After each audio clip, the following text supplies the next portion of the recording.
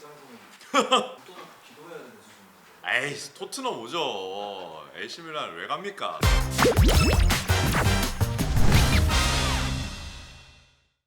저희가 오늘은 손흥민 선수 얘기를 좀 해보려고 하는데 네. 이번에 MLS 넘어와가지고 사실 활약이 굉장히 좋고 다시 약간 뭐 제2의 전성기 느낌 있잖아요. 네, 맞아요. 그런데 이야기가 나온 게 토트넘의 손흥민 동상을 만든다라는 이야기가 있어요. 이거는 네. 뭐 동양인 선수가 거론이 된다는 것 자체도 대단한 건데. 그렇죠. 네, 손흥민 선수가 10년이라는 세월 동안 얼마만큼 좋은 모습을 보여줬는지를 또 다시 한번 알 수 있는 그런 그렇죠. 기사였죠.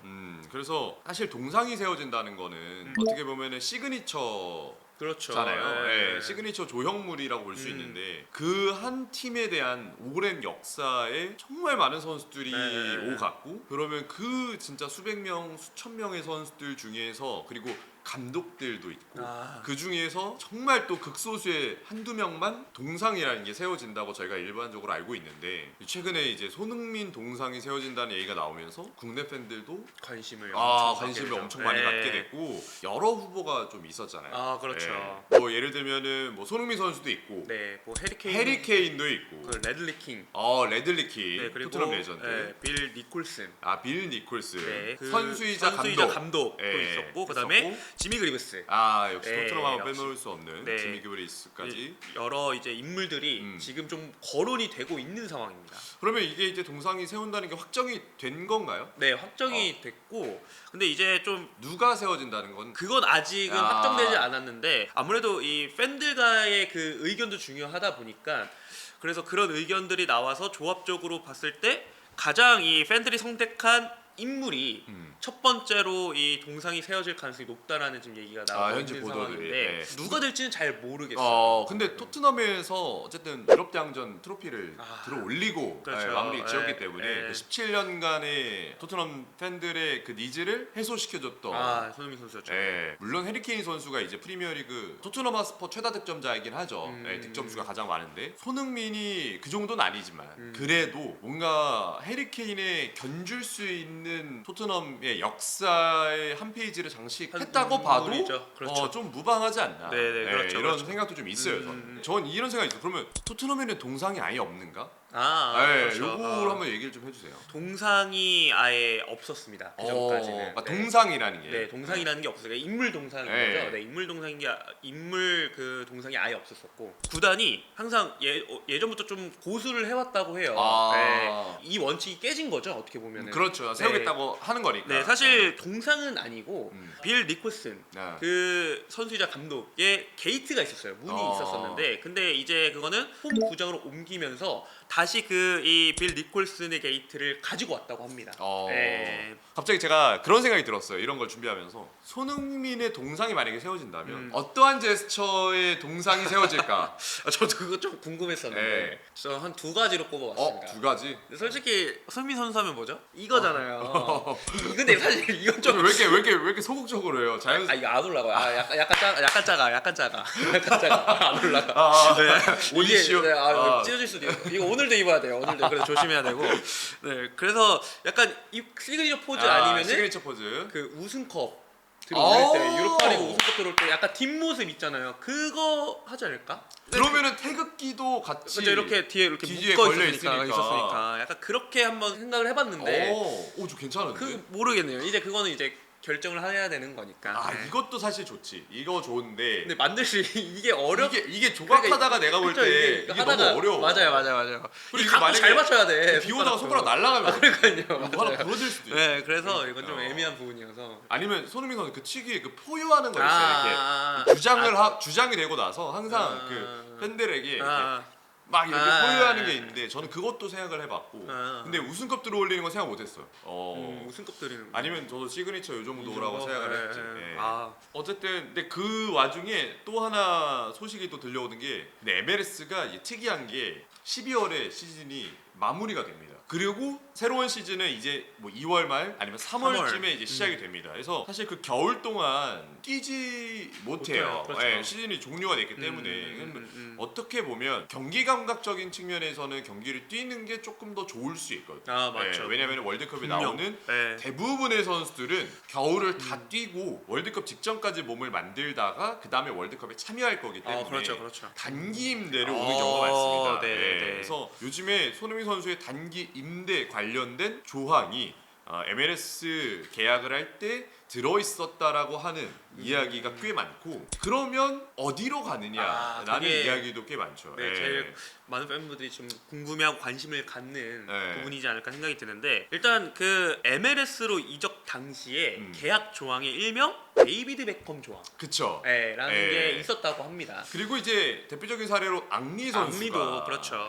예전에 이제 아직도 저도 생생해요. 그 경기를 봤는데 앙리 선수가 그때 복귀를 하면서 그 FA컵 리즈전에서 결승골을 넣었던 그 경기가 있어. 저도 아직도 생생한데 그 수염 이렇게 잘하고 맞아. 진짜 죽인다. 죽인다. 와 기깔난다. 이거. 기깔난다. 진짜 이거 그걸 봤던 이제 팬들 입장에서는 손흥민이 토트넘에 왕이야. 이런 얘기가 좀 있어요. 예. 네. 그러니까 지금 그래서 내가 좀 이야기하고 싶었던 거는 토트넘이 일단 리그 경기 직전 경기 아스톤빌라한테 졌습니다. 선취골 넣고 1대2로 역전당했고 최근에 기복이 좀 있어요. 맞아요. 그래서 토마스 프랭크 감독이 와서 물론 맨시티 이겼죠. 그래서 이런 거는 좋아. 이게 잡을 만한 팀을 놓치는 경우가 꽤 많아지고 있고 그다음에 기복이 있어요 경기마다. 4백과 3백을 오가면서 경기를 하면서 이 토마스 프랭크는 이제 기본적으로 후방 빌드업에서의 이 짧게 풀어나가는 것도 있지만 전체적으로 킥을 때리면서 그렇죠. 롱킥 전술도 같이 활용을 하는데 이 감독이 이제 생각보다 유연한 편이긴 해요. 근데 제가 봤을 때는 공격에 있는 선수들은 일단 기본적으로 몇 가지가 있어야 돼요. 속도, 맞아요. 그 다음에 거기서 나오는 순간적인 하프 스페이스 공략에 대한 기본 이 재능, 기본 기량, 그 다음에 거기서 나오는 득점력이 세 가지가 있어야 돼요.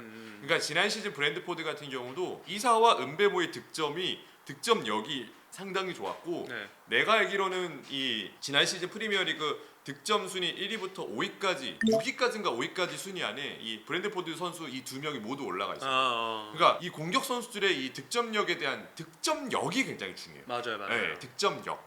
요거를 봤을 때는 지금 현재 쿠두스도 어쨌든 도움만 기록하고 있고 리즈전에서 골 넣긴 했는데 그렇죠. 그러니까 뭔가 이게 쿠두스 같은 경우에는 경기 영향력적으로는 굉장히 좋아요. 최고죠. 그건 최고예요. 맞아요. 최근에는 웨스트햄 시절보다 조금 더 좋아진 느낌도 있어요. 제가 볼 때는. 근데 이 선수가 해줘야 될 게 많아 공격에서. 근데 그거에 비해서 뭐 최전방으로 나오고 있는 지금 뭐 예를 들면 히샬리송, 마티스텔 혹은 뭐 지금 이제 무한이도 데뷔를 했어요. 이런 선수들의 공격력이 너무나도 아쉽고 솔랑키 부상으로 빠져 있고 메디슨 부상으로 빠져 있는 가운데 사비 시몬스가 그러니까 이게 올라오는 모습이 좀 보이기는 한데 그건 있긴 있어요. 근데 저는 아직은 많이 아쉽다고 보여져요. 그렇죠. 이 정도로 7번을 받기에는 좀 아쉽다. 확실히 토트넘이 약간 이게 감독이 바뀌면서 물론 새로 들어온 선수들이 있지만 기존 선수들도 중심을 그렇게 잘 잡는 느낌은 아니다. 그래서 토트넘의 리더가 누구냐라고 봤을 때 지금 토마스 프랭크는 수장이 맞지만 경기장 내에서의 리더는 조금 부재한 느낌은 저는 있다고 생각이 들어요.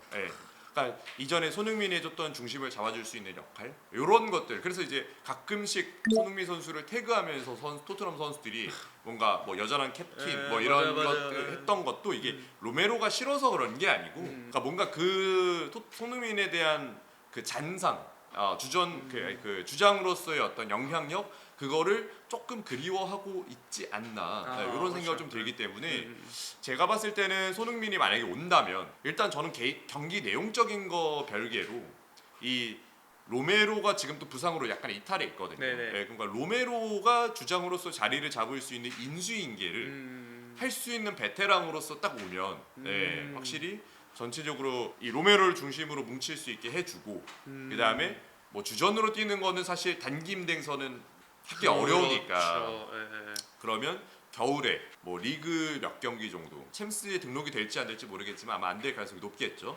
챔스는 안 되지만 뭐 리그컵이라든지 이런 부분에 영향력을 좀 줄 수 있는 그래서 포인트는 제가 생각했을 때는 토마스 프랭크 체제에서 선수들이 자리를 잡는데 토트넘 정신을 잘 부여시켜 줄 수 있는 선수로서 좀 역할을 해줄 수 있지 않나. 저는 이런 생각을 좀 들긴 해요. 네. 그리고 손흥민 선수가 보니까 지금 토트넘뿐만 아니라 AC 밀란에서도 얘기가 좀 많이 AC 나오고 밀란? 있어요. 네. 그래서 지금 AC 밀란 같은 경우에도 지금 손흥민 선수를 좀 영입하려고 하는 그런 기사가 나오고 있습니다.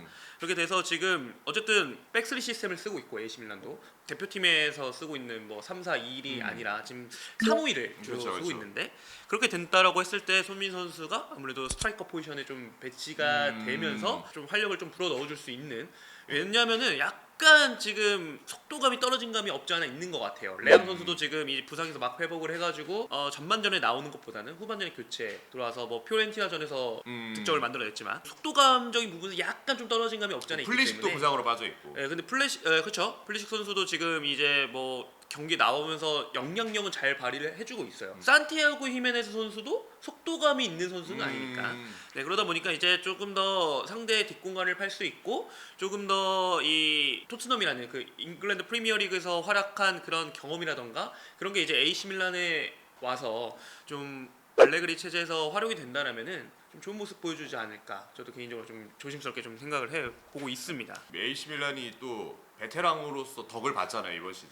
모드리치 효과를 봤죠. 보고 있으니까 네. 야 손흥민 단기 임대에서 데려와서 조금 바짝 쓰면 좋지 않을까. 두 달 정도, 쓸 3개월 정도 쓸 수 있어요. 예, 거의. 그러니까 예. 2달 정도 바짝 쓰면 또 어떨까라는 생각을 충분히 할 수 있다. 예, 생각이 드는 것 같아요. 예. 예. 모드리치 효과를 제대로 봤으니까. 네, 예. 맞아요. 그래서 요즘에 사실 유럽에 손흥민 선수가 있지 않지만 항상 우리는 손흥민의 시대에 머물러 있는 건 맞는 것 같고 네. 전 세계에서 지금 아시아는 뭐 당연히 손흥민으로 그렇죠. 늘 화제가 되고 있고 하니까 확실히 전 세계적으로 손흥민에 대한 이야기가 많이 나오고 있는 이번 시즌이 되고 있다. 예, 이렇게 좀 볼 수 있을 것 같아요. 저는 개인적으로는 사실 토트넘이 가장 좋긴 하죠. 가장. 왜냐면 그러니까 이게 단기 임대라는 거는 사실 몇 가지를 생각해 봐야 되는 게 완전히 이 팀에 내가 소속이 되는 게 아니거든. 완전한 소속감으로 묶이기 어려워요. 저도 그런 생각이 들어요. 네, 그러니까 그 팀들 간의 어떤 정체성도 있고 그들 간의 이 커뮤니티라고 할 수 있는 게 형성이 되어 있기 때문에 거기에 들어갔을 때 무조건 이질감이 생길 수밖에 없거든. 그러면 손흥민이 거기서 뛰어야 되는 이유가 그러니까 사실 그 경기력 유지밖에 없어. 저는 이질감이 있는 팀에는 들어가지 않는 게 좋을 것 같고, 근데 그건 지켜줘야 될 것 같아. 주장은 로메로야. 그렇죠. 그건 손흥민을 따라야 되는 건 확실하게 아니야. 해야지. 네. 그리고 난 또 특이한 게 등번호도 이제 7번이 아닌 손흥민을 17번 이렇게 막 이런 식으로 나는 해야죠. 7번이 아닌 손흥민의 모습도 굉장히 특이할 것 같아. 제가 볼 때 그거는 약간 어떤 느낌이냐면 한정판 리미티드 에디션이야. 진짜로 잘 팔릴 것 같은데. 완전 잘 팔리지 그거는.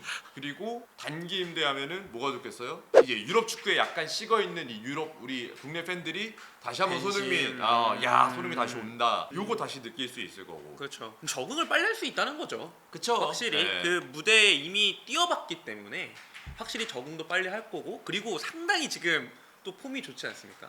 그렇기 때문에 그 폼을 계속해서 좀 꾸준히 유지할 수 있고, 본인이 예전부터 10년간 뛰어왔던 무대이기 때문에 그 폼을 또 가서 꾸준히 좀 유지를 할 수 있는 부분, 이 부분이 가장 크기 때문에 사실은 뭐 AC 밀란, 뭐 다른 유니폼을 입고 또 AC 밀란도 어쨌든 B클럽이잖아요. 그런 유니폼을 입는 모습도 보면 좋겠지만 그것보다 이제 손흥민 선수의 개인적인 퍼포먼스를 위해서라면은 토트넘에 임대를 가는 게 가장 제일 좋지 않을까?